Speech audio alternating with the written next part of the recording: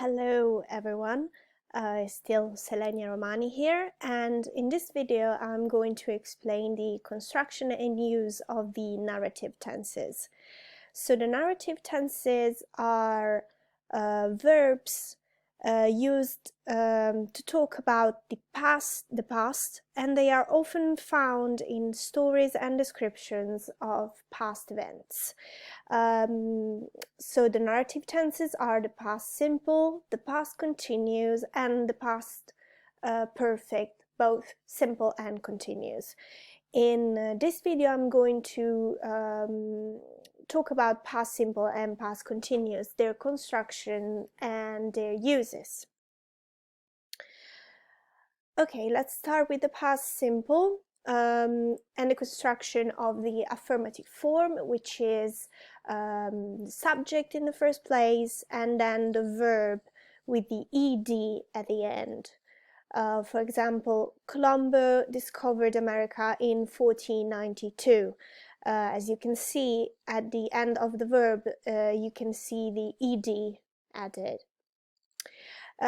If the verb of the sentence is regular, as in the example here above, you just have to add the ed to the verb. But if the verb is irregular, you have to check the list of the irregular verbs, in particular the second column of the verbs, which is the one referred to the past simple. An example could be the verb to go, which in the past simple becomes went.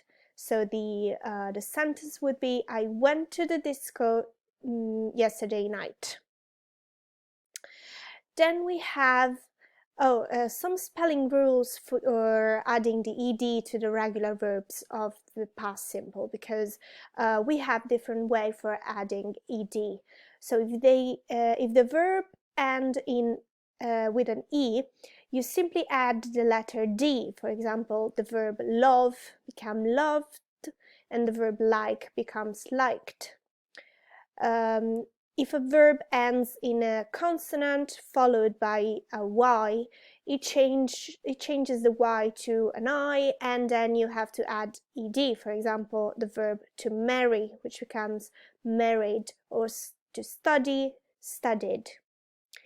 And for the last rule, we have to take into consideration verbs with who are composed by one syllable or two syllable, and which end in consonant, vowel, and consonant, where you have to double the last letter and then add ed. For example, the verb to stop, you can see it doubled the last consonant, which is p, and you just have to add ed. Then we have to jog, jogged, and for the verbs with two syllable, we have travel, traveled. Let's go on to talk about the negative form. So the construction, we have subject always in the first place. Then we have our auxiliary verb, which is did and not. So the auxiliary verb becomes didn't. And then we have the verb at the base form. For example, Max didn't clean his room yesterday morning. Then we have the interrogative form and the short answers.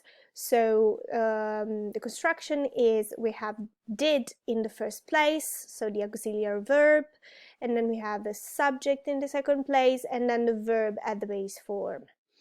And short answers are yes or no, then the subject, and did or didn't. So we use, for the short answers, we use the auxiliary verb at the end. An example could be, did you go to the cinema yesterday? No, I didn't. Just always try to remember that if you need to use a who question, this one has to be placed in the first place, in the first position of the sentence. So a question would become, where did you go last night? Which where is our who question, and it's in the first place. And then let's talk about the uses of the past simple. So we use the past simple to talk about finished actions, states, or habits in the past. For example, Leonardo painted the Mona Lisa, or I went to Spain and Portugal on a holiday. Then we use the past simple to tell a story or explain a list of events that happened in the past. For example, he went to a cafe, he sat down and ordered a chai latte. And then we use the past simple with time expressions like yesterday, last week, at 2 o'clock, in 2003, etc. Okay, so we can go on with the construction of the past continuous. So for the affirmative form, we have always the subject in the first place, and then we use the auxiliary verb to be at the past simple form, which is was or were, and then the verb with the ing form. An example could be, she was writing a letter. For the negative form, we have the subject in the first place, then was or were and not, which in the contraction they become wasn't or weren't, and then the verb with the ing form. You weren't studying when she called. And in the interrogative form is composed by the auxiliary verb was or were in the first place, then the subject, and then the verb with the ing form. So were you listening to him? Of course, you have always to remember that if there is a who question, you have to put it in the first place. So the example here is, what was he doing last night? What is our who question, and as you can see, it is in the first place. Let's talk about the uses of past continuous. We use the past continuous to talk about an activity beginning before a past action and continuing until or after it.